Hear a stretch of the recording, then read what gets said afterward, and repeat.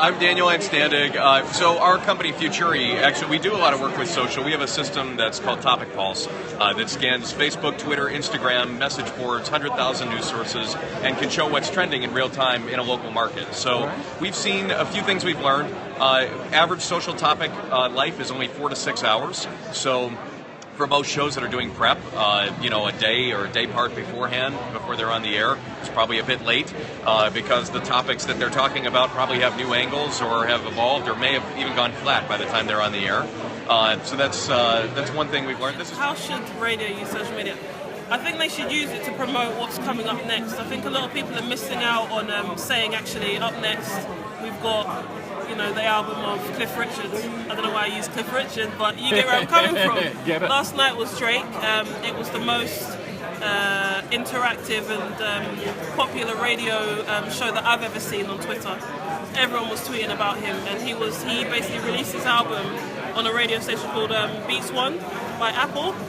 And basically, it was huge. It was really huge. I've never seen people talk about radio like that in a very long time, or even ever, actually. I think he did his other album, I think he also released to radio. So when you kind of mix the whole coming up, we've got an exclusive of, this guy or that girl, I think that's the way to really use it. Yeah, okay, so live events, we know that live events are big for radio and TV. Right. So he created a live event. Right, live events, not in the sense of it was a concert, but in the sense of this guy got his album. Live release. Exactly, live release. And you can still utilize Facebook, even though it'll have algorithms to prevent you from spreading it. You just find Facebook groups that relate to the content in whatever video you're posting and just share it in every group you can find, and you'll get a lot more engagement. So I do a series of videos called Homes and Half Measures, which is like a parody of Better Homes and Gardens, home craft shows.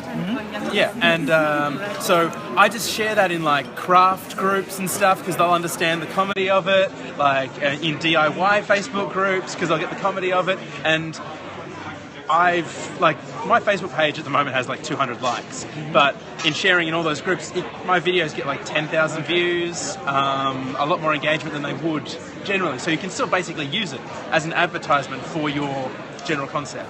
Well, obviously, I think there should be much more of an integration with large social media platforms. I guess, lots of radio stations do try and do their own thing, but that's all very kind of compartmentalized. So the more integration you can get off with large existing systems like Facebook, Twitter, Instagram, anything like that, is better, because then you can use kind of an aggregated platform that already has many users.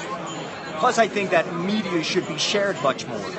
I think if you listen to a cool thing on radio, then you should be able to share that. It's all about meeting new people, doing different things. Don't stay on the same table twice. And I will stand back on this table in 10 minutes. Everyone moves. Well, I think that one of the expectations that people have these days is that media should listen to them. And social media is obviously the channel to do that for radio stations. So it's a way to get feedback, to hear comments, to get input on DJs and presenters and content and news and all that kind of thing. The problem that many people have is that they're afraid that social media might take away their listeners, but I don't really think it's that kind of a competitive relationship. I think social media can contribute a lot to the way you deal with content, because sometimes when you listen to the radio station and you listen to something interesting and then it's gone, for example, you can't go back because the program is ongoing. So if you do something as well on social media, for example, you post a picture, you post a link, you post additional information, I think the audience is quite happy about that as well. Yeah, okay, so they can keep the conversation going asynchronously with the broadcast. And are you posting, one of the things that worries me is that we're posting videos, we're posting pictures, but we're an audio medium. Do you also post the snippets of audio? Not yet, because it's not quite possible, but I've talked to a couple of people, they're quite several developments in that whole technological possibility to take out snippets from it, for example, from ongoing shows and say, okay, this might be interesting. For example, we had Ice Bear Baby in Munich was released and it did its first steps outside, for example. So we were talking about the Ice Bear Baby, and then we did a Facebook Live, and then we talked about it on the radio as well. So that would be a possibility to take out the bits from the radio and put it into a tweet or something. Well, I'll share a good tip with you. A website service that does that is rewindradio.com. Oh, You cool. can feed your stream in there, and then they give you an interface. You mark beginning, end, clip and share. Oh, that's fantastic. Yeah. Yay, thank you. Good. Well, you run the campaign on both. So you do above the line campaign side with the social media one at the same time. And you sell the value add to the brand owner to do a combined campaign on a number of platforms within social media and on above the line and in podcasting all in one. And have you got examples of where that's working? Yes, in South Africa it's working. Tell us. So what's your station? So no, I'm not a station, I'm a platform. So our technology is used by the stations to embed the content, the short form content episode. What's the platform? Owner.fm. And so we a little bit like the Intel Inside, quietly assisting the radio stations. So they upload the content onto our platform, and then, for example, they will tweet about the short code link to that particular episode, and then that will go viral to their say 1.8 million listeners. And then embedded in that is advertising, which ties into maybe the on-air mentions, ties into the campaign that's running in that episode as well, or top and tail ad in the campaign. So it can complement it and create revenue opportunities. Cool. Who's making the most money out of it? 702, Jacaranda, Well, we work with Cohesive Media, SABC, Jacaranda, East Coast Radio, all the other major commercial radio stations. Are they making dough? It's new because podcasting we've seen the growth, for example, in this combined campaign in the last sort of year and a half is where it started to pick up. So they are starting to make revenue, but it's still new. Cool. Thoughts? I think it's a great way to warm up your audience for a topic that's gonna follow later. And it's a great way to interact with the audience. They are the place where people go to talk about the news and the entertainment and the music we put on the air. So we just have to be there, to use the same language they use, and not to be very intrusive, not to stall the conversation. So I think it's just another channel. You just have to use the same language that people is already there. I think the fact that the app isn't automatically there steers people away from radio, because if you get your phone out of the box and it's got radio app and the rest of the stuff, you're going to curiously say, okay, let me test this out, and it might bring you back to radio. Because for me, that's what brought me back, because I didn't have anything else on the phone. So I literally was like, okay, let me check radio out again, because I hadn't listened in a few years. Even though I have like apps on my phone, when it comes to the standalone, you're more, in my opinion and experience, you're more inclined to check the app out. Yeah. So I think maybe if it came as standard, maybe. Okay, but then it would be. So then you're talking about a pre-installed application. Yeah, a pre-installed. Whether it's an application or like an FM digital receiver in the phone, as long as it's a pre-installed setting on there that you can click radio, that makes sense. whatever. That makes You know what I sense. mean? Yeah, that makes sense. Well, one thing that I came over was when I was interviewed on a radio station. They took a photo of me in the studio, and they took my telephone number. And when I had gone, I got a message with a sort of link that I could share on social media with. Of Here your I am, interview. Here I am on the radio.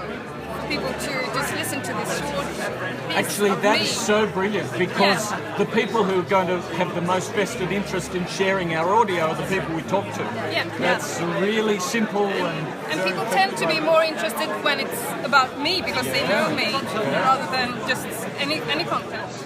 I'm not quite sure. Do you consider WhatsApp social media as well? Yeah, I do. And actually, a lot of people in the other groups have mentioned WhatsApp. I think, first of all, WhatsApp was a messenger app, but now that it has groups, I'm seeing it more and more being used like other social media. Or, for example, because the good thing is about WhatsApp is that you can send audio bits, Yeah. which yeah. is good for radio, I guess. Great for us. So And you can curate it. yeah. So you can put it on air and you can curate it. So you can take the bits that you want, and the producer can listen in the background. Okay, let's use this one. Well, we've got an own app for a radio station where you can send a message in the app itself. You can listen and watch live and play content of earlier days. So, What's the station? What's the app? Q Music, and you can only send us messages through the app. We stopped our text message. We Really? shut it down. Yeah. Wow. So Because no one was using text messages? because we thought we were robbing our listeners from money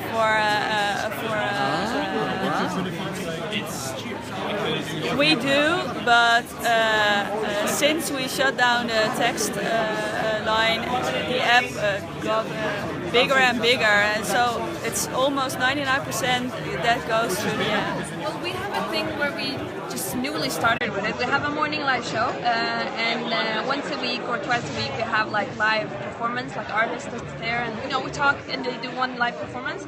And when it all ends at 9 o'clock, it's from 7 to 9. We go from 9 o'clock, the FM continues, but we do an exclusive thing on Insta Live, where like 5 minutes into 9 we start, and then they perform more visually, and we do like a game show with them to goofy around with the artist a little more instead of just doing a musical interview thing. So we tried it like 3-4 times now, so that's a way of... working? Yeah, well at least it's increasing. Like first time was like 10 viewers, and the third time was like 70 viewers, so it's going, we've done it 3 times already, yeah. It's an interesting thing to try at least, to see if there is someone who follows us from FM. But we're an online podcasting platform. We specialize in podcasting spoken audio, and so we help radio stations to time shift their content, get it onto the internet and have it work everywhere. And the sort of things, the first benefit that we got from social media was in interactive engagement. We used to have comments on our site, but comments on a website is a huge problem. You always have trolls and people abusing it. And putting it onto Facebook, for example, creates a lot of accountability, because now you're saying something at least in front of your friends, you're a real person, you're not just a made-up name. So that was quite useful. And the other sort of things that we're finding is in endorsement to your friends. So somebody sees something on social media and they like it, or they support it, or they're interested in it, and they share it with all their friends. So you get access to an audience which you may not otherwise have access to. So those are sort of 2 of the vast advantages that we've seen. Well, what we're dealing a lot with is the streaming. The radio stations are getting have a presence online, so then we actually work with them. Actually, they might have app builders that work for mobile apps.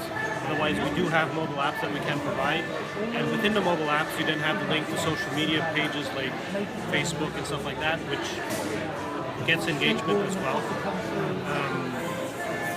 And you're involved with the Edison research, the Infinite Dial? Yes, we are. So that I saw that some stuff just came out this last few days. Last week we had the Infinite Dial. And it actually allows the social media discussion to keep longer, because in live radio you can have a discussion, but it will last 1 day, 2 days, not more than that. But in podcast format you can have the social media discussion forever, almost. Since so the long tail of the internet is good for us. Yes, of course. Well, we try to use Snapchat a lot because we see that our target group is using Snapchat a lot. And what's your target group? Pretty young? 15 to like 30, but we're focusing on 15 to 20 to see 15, 25. And we tried instead of asking them to email or text us or whatever, it's like we Snapchat them with the question of the day. And when we need content, we Snapchat them. And when we need maybe listeners to join as guests in the show, we go out on Snap and we're going to talk about faith tomorrow, and we need 2 people, one who believes in faith and one who thinks that it's just stupid. Do you want to join and talk on live radio, blah blah blah. And that's how we collect our people, just also to interact with them and put them in FM, because that's what we want. on. And we'd say to protect radio for the future, you've got to be on all these channels, you've got to do the social media, but you've got to safeguard the future of radio. And that means you've got to be broadcast, free to air, and the efficient way of doing that for the foreseeable future on digital is DAB. Like Deezer or Spotify or YouTube, and we allow people to share the track that they just heard on Twitter, on WhatsApp, on Facebook. What about copyright? Any issues? No, there is no issue because it's already out in the public, right? So, in terms of EU regulation, that is simply allowed. And in that way, you kind of have a cross-platform way of sharing something that you really like with your friends, and just let it go from there. So you're saying to be able to literally share the file, or to share the link to the file? Share the link to the file. Okay, yeah. So if you're connecting, like the thing is with live radio, of course, is that it's kind of an instantaneous thing, right? And so once that live moment has passed, it's passed, right? So, but if you connect live radio sound to streaming services, right, and everyone has a streaming service or another, right? Either you're using Spotify or Deezer or, something or like YouTube, right? Everybody uses those systems. So, if you can then connect it to on demand, right? Your live sound thing to on demand, for instance, that kind of gives you the possibility to replay it again. I work at Roundhouse Radio in London, which is in Camden, and I have a late night specialist music show. And my kind of my unique selling point is that it's aimed at, I suppose, 18 to 25-year-olds who enjoy surfing the web late at night. So it's for all of us who stay up till like God knows what hour, scrolling through absolute shit. Sorry, excuse my French, but absolute rubbish on the internet. Some unknown reason, and basically the whole point of my show, which is called Incognito, is bringing together visuals, words and sounds and finding all the best stuff I can find online, bringing it together with people and using social media to do that. So my show, although it is live on air and that's done through the Roundhouse Radio website, I use Instagram and Twitter and all these feeds where I can promote visuals and my words alongside together. What I see a lot of people just tell the world, "Hi, my show is on now," and I don't think that adds anything to your show or to your online presence. So I think maybe you can tease a little bit on your social media, ask a question that will be answered in the show, or vice versa. But I think every platform has its own content, and you should use it additional to each other. I think the difficult thing about social media is that using platforms like Instagram or Twitter, where it's literally like gone in seconds, you scroll through. How do you then take a listener, someone, let's say, who listens to radio every day, who is a passive listener, who listens while they're multitasking, while they're doing something else? How do you then take someone who is being active online to then click onto your radio show and listen actively? Because no one really listens to radio that much actively, do we? We multitask while we do it. Yeah. So in fact, that's one of the benefits of radio that we have over other media. You don't have to look at a screen to do it. Yeah. But I guess it's the drawback as well. Yeah, but if you can complete the loop, then things are going to work. Put an image on it that's compelling, not your station logo. Put an actual image or video or picture that use Facebook Live. Yeah, live. Have you used Facebook Live? I don't think it sits very like. The people that I create radio for, whatever. All 10 of them who listen in every week. No, but the people who listen in and my friends and the kind of area I'm from, we don't really use Facebook Live that much as something that we religiously go to. I suppose it might be that once in a while you might do, oh look, like a joke. I suppose you use it actually quite jokingly. You don't really use it as a means to show off or project what you're really doing in your life. You might, do it when you're drunk, or when you're, or just kind of being a bit stupid. Yeah, or you might talk directly to your mates and be like, oh, hi Tina, thanks for tuning in, like, shout out to you. But it's not necessarily something, I don't know, I think I think Snapchat and Instagram and how they've come together is really, like, everyone is addicted to that. And, you know, just going on my feed, people are every day doing something live, like, and you get that notification, don't you? Oh, so-and-so's just gone live, tune in now, and you can So see is who's listening Snapchat in. the next thing we should all be on?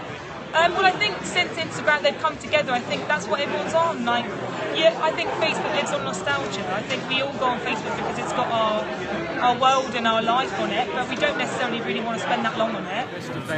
Well, the one I love, and you'll know this, I'm sure, is, and you see it a lot with Emma Rusciano and Harley Breen show in Sydney, with Christian Hull just churning out short minute-and-a-half videos of on-air break content that's easily shareable, builds a good audience that you can then utilise in another way. Brilliant. But they've been going nuts with it. It looks great. I think social media is actually a way to get the young listeners to you, because you have to get them through the social media to listen to your radio station, because they won't listen to the radio station anymore because they are always on YouTube or things. So you can share some content on the social media that's not in your normal radio program, like longer interviews with a kind of a different style, you know. Maybe like without any questions, we have those 5-4 Do you usually get the content from the radio and you adapt it to social networks and the topics and the discussions and everything, or you have something specific for social networks, something different? Yeah, we have something special for social media, for YouTube or Facebook and stuff, a special interview style that you won't get on air because it's too long, or it doesn't make sense when you don't ask any questions on the radio. Because there's something that scares me a bit, and I guess I'm totally in favor of using social media, of course, but for example, you said about getting likes and getting shares and retweets and everything, but at the end that's a different way of measuring the engagement of the content. And something that I've seen with a client, for example, it's that something that works very well in social networks because it gets viral, it becomes viral and everybody's sharing and everything. At the end, it's because it's something polarizing. That polarization works in social networks, but it doesn't work on air.